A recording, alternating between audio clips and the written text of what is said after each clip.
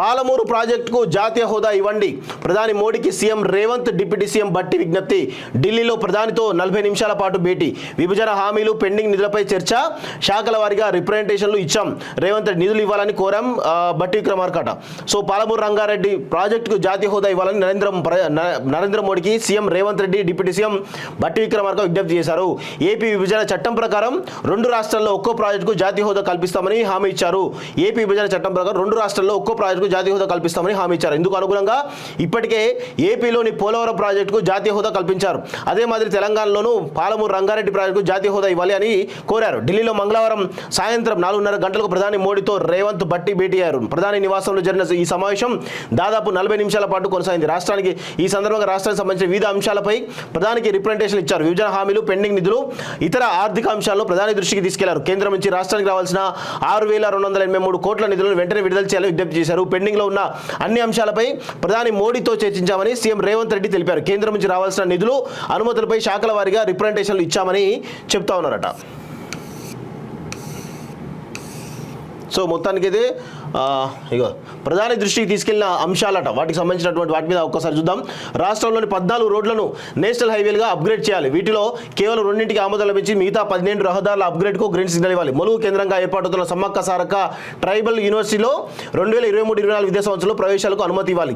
AP పునర్విభజన చట్టంలో ఇచ్చిన హామీ మేరకు బయ్యారంలో స్టీల్ ప్లాంట్ ఏర్పాటు చేయాలి. కాజీపేటలో కోచ్ ఫ్యాక్టరీ ఏర్పాటు చేయాల్సి ఉండగా పీరియాడికల్ ఓవర్హాలింగ్ వర్క్షాప్ ఏర్పాటు చేస్తామని రైల్వే శాఖ ప్రకటించింది. దీనికి అదనంగా విభజన చట్టంలో ఇచ్చిన హామీ ప్రకారం కోచ్ ఫ్యాక్టరీ ఏర్పాటు చేయాలి. ఇక్కడ ఇంకొక విషయం గుర్తుపెట్టుకోవాలి, రేవంత్ రెడ్డి గారు కోచ్ ఫ్యాక్టరీకి సంబంధించి ల్యాండ్ పుల్లింగ్ చేయలేదు కేసీఆర్. అందుకే ఈ ప్రాజెక్టు పోయి మళ్ళీ ఈ వర్క్షాప్ అనేటువంటి కొత్త ఓవర్హాలింగ్ వర్క్షాప్ అని రావడం జరిగింది వాస్తవంగా. సో కేసీఆర్ చేసినటువంటి మిస్టేక్ అది. మీరు నిజంగా చిత్తశుద్ధి ఉంటే మీరు ఇమీడియట్గా ఆ ల్యాండ్ ఎక్వైర్ చేసి ఇవ్వండి. కొంత అంటే వచ్చే అవకాశం ఉండొచ్చు, ఎందుకంటే ఆల్రెడీ వేరే రాష్ట్రం తల్లిపోయింది కాబట్టి వస్తారో అదిలో కానీ ఒక ప్రయత్నం చేయండి, అవుతుంది కావచ్చు, చెప్పలేము. 2010లో అప్పటి కేంద్ర ప్రభుత్వం హైదరాబాద్కు ప్రకటించిన ఐటీఐఆర్ ప్రాజెక్టు వెంటనే చేయాలట. ఏముంటుంది ఐటీఆర్ ప్రాజెక్టు?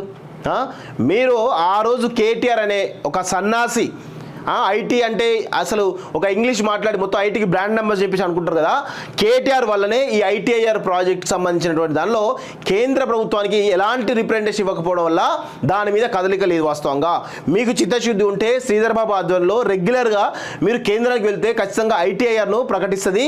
ప్లస్ ఐటీఐఆర్ కావాల్సినటువంటి ఏవైతే నామ్స్ ఉంటాయో, పవర్కి సంబంధించినటువంటి కావచ్చు, లేదా వాటర్ సంబంధించి కావచ్చు, మిగతా అంశాలు ఏవైతే అనువైనటువంటి ప్లేస్లు ఆల్రెడీ ఉన్నాయి వాస్తవంగా ఇక్కడ. దాన్ని ఈరోజు ఉపయోగించుకోలేనటువంటి సన్నాసి కేటీఆర్ అనే వ్యక్తి మనందరం కూడా గుర్తుపెట్టుకోవాలి. అలాంటి వ్యక్తి ఉండడం వల్ల ఐటీఐఆర్కు పెద్ద ఎత్తున నష్టం జరిగింది అనేది అందరూ గుర్తుపెట్టుకోవాలి. ఈరోజు ఏదో ఇంగ్లీష్ మాట్లాడగానే ఏదో తోపు తురుమని అనుకుంటా తప్ప కేటీఆర్కి అంత సినిమా లేదు. కేటీఆర్ అనేటువంటి బచ్చగాడు, కేటీఆర్కి ఏం తెలియనటువంటి సన్నాసి అనే విషయం కూడా మనందరం కూడా గుర్తుపెట్టుకోవాలి. ఇక్కడ ఏమంటారు, ఇక వరంగల్లోని కాకతీయ మెగా జౌలీ పార్కును బ్రౌన్ ఫీల్డ్ పార్క్గా ప్రకటించారు. కానీ దానికి రావాల్సిన నిధులు రాలేదు, అందుకే దాన్ని గ్రీన్ ఫీల్డ్లోకి మార్చారట. ఎస్, ఇలాంటి డిమాండ్స్ పెట్టాలి. వాస్తవంగా కేంద్రం నుంచి ఆల్రెడీ కొన్ని శాంక్షన్ అయిన వాటికి ఇమీడియట్గా ఫండ్స్ రప్పించి వాటిని అప్గ్రేడ్ చేసేటువంటి ప్రయత్నం చేయాలి.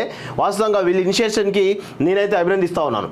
హైదరాబాద్లో ఐఐఎం ఏర్పాటు చేయాలి. ఇందుకు కావాల్సిన స్థలం ఇవ్వడానికి రాష్ట్ర ప్రభుత్వం సిద్ధంగా ఉంది. ఎస్, ఇది ఇట్లా ఈ విధమైనటువంటి పరిస్థితి ఉండాలి. గతంలో కేసీఆర్ ఎప్పుడైనా తన సొంత ప్రయోజనాల కోసం, కుటుంబ రాజకీయ ప్రయోజనాల కోసం, ఆర్థిక ప్రయోజనాల కోసం తప్ప ఎప్పుడు కూడా ఒక్కసారి కూడా మోడీని ఈ విధంగా ఇవి రావాల్సిన అవసరం ఉన్నాయని చెప్పి ఒక్కసారి కూడా ఆడిన దాఖలాలు లేవు వాస్తవంగా. అట్లాంటి సన్నాసి కేసీఆర్ మనందరం కూడా గుర్తుపెట్టుకోవాలి. కేసీఆర్ పాలనలో ఈరోజు తెలంగాణ అనేది పెద్ద ఎత్తున నష్టపోయింది. కేంద్రం నుంచి రావాల్సినటువంటి లెజిస్లేటివ్ ఫండ్స్ విషయంలో కూడా కేసీఆర్ తీసుకున్న నిర్ణయాల వల్ల మళ్ళీ వెనక్కిపోవడం జరిగింది. కేంద్రం చాలా పర్ఫెక్ట్ ఉంటుంది, గుర్తుపెట్టుకోండి. ఏ ప్రభుత్వం వచ్చినా, బీజేపీ వచ్చినా, కాంగ్రెస్ వచ్చినా, ఇంకా ఎవరు వచ్చినా కానీ కేంద్ర ప్రభుత్వం ఇచ్చేటువంటి నిధుల విషయంలో చాలా పకడ్బందీగా జరుగుతూ ఉంటాయి. కానీ రాష్ట్ర ప్రభుత్వం కనుక నిర్లక్ష్యం వహిస్తే ఆ ఫండ్స్ వెనక్కిపోతాయి. అది విషయం గుర్తుపెట్టుకోవాలి మీరందరూ కూడా. కానీ ఈరోజు కేసీఆర్ తన సొంత నిర్ణయాలతో, నియంత్రణ పోకడంతో ఈరోజు పోవడం వల్ల చాలా పెద్ద ఎత్తున తెలంగాణకు నష్టం జరిగిందని మనందరం గుర్తుంచుకోవాలి. ఉమ్మడి రాష్ట్రంలో ఉన్న 2 సైనిక్ స్కూల్స్ కూడా రాష్ట్ర విభజనతో ఏపీకి వెళ్ళిపోయాయి. తెలంగాణలో కొత్తగా సికింద్రాబాద్ కంటోన్మెంట్లో సైనిక్ స్కూల్ ఏర్పాటు చేయాలి. ఆర్మీ హెడ్ ఆఫీస్ దేశంలోని అన్ని ప్రాంతాల్లో ఉన్న, దక్షిణాదిలో మాత్రం లేవు. పూణేలో ఉన్న హెడ్ ఆఫీస్కు సికింద్రాబాద్ కంటోన్మెంట్కు తరలించాలి.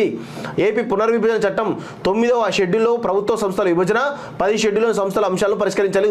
ఢిల్లీలోని ఉమ్మడి ఏపీ తెలంగాణ విభజనకు, తెలంగాణ భవన్కు విభజనకు సహకరించాలంటూ ఒకరిని చూస్తాను కదా. సో నిజంగా కూడా ఈ విషయంలో ఈరోజు సీఎంను డిప్యూటీ సీఎం ఇద్దరు కూడా మనం అభినందించాల్సినటువంటి అవసరం ఉంది వాస్తవంగా. కానీ ఇక్కడ మరి రేవంత్ నమ్మక బట్టి తీసుకుపోయారా, మరి ఎందుకు ఇద్దరు పోయినరో ఒకసారి ప్రజలకు చెప్పాలి. ఎందుకు అంటే ఇది ఒక రాజకీయ వర్గాల్లో ఒక చర్చ జరుగుతుంది, మీడియాలో ఒక చర్చ, ఒక వర్గం చర్చ జరుగుతుంది. దాన్నే మేము ముందు పెట్టేటువంటి ప్రయత్నం చేస్తున్నాం మిత్రులారా. ఇక్కడ రేవంత్ రెడ్డిని ఈరోజు మోడీ కనుక కలిస్తే వీళ్ళిద్దరి మధ్యలో ఇంకేమైనా రాజకీయ చర్చ జరుగుతుందో, మరి ఏమైనా నమ్మే పరిస్థితి లేదా అనేటువంటి కోణంలో ఈరోజు బట్టి విక్రమార్కను కూడా ఇద్దరిని కలిపి జాయింట్గా కలిపి వీళ్ళిద్దరిని కలిపి మరి మోడీతోటి మీట్ అయినట్టు తెలుస్తోంది. ఎందుకంటే వీళ్ళిద్దరి కనుక వెళ్తే ఖచ్చితంగా అక్కడ రాష్ట్రానికి సంబంధించినటువంటి నిధుల విషయంలో చర్చ తప్ప వేరే చర్చ జరగదు అనేది మనకు స్పష్టంగా అర్థమవుతుంది.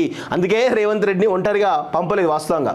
సో రేవంత్ రెడ్డి అర్థం చేసుకోవాలి, మీ పరిస్థితి కాంగ్రెస్ పార్టీలో ఎట్లుందో మాకైతే బయట నుంచి చూస్తుంటే అర్థమవుతుంది. మరి మీరు తెలుసుకోవాలిగా.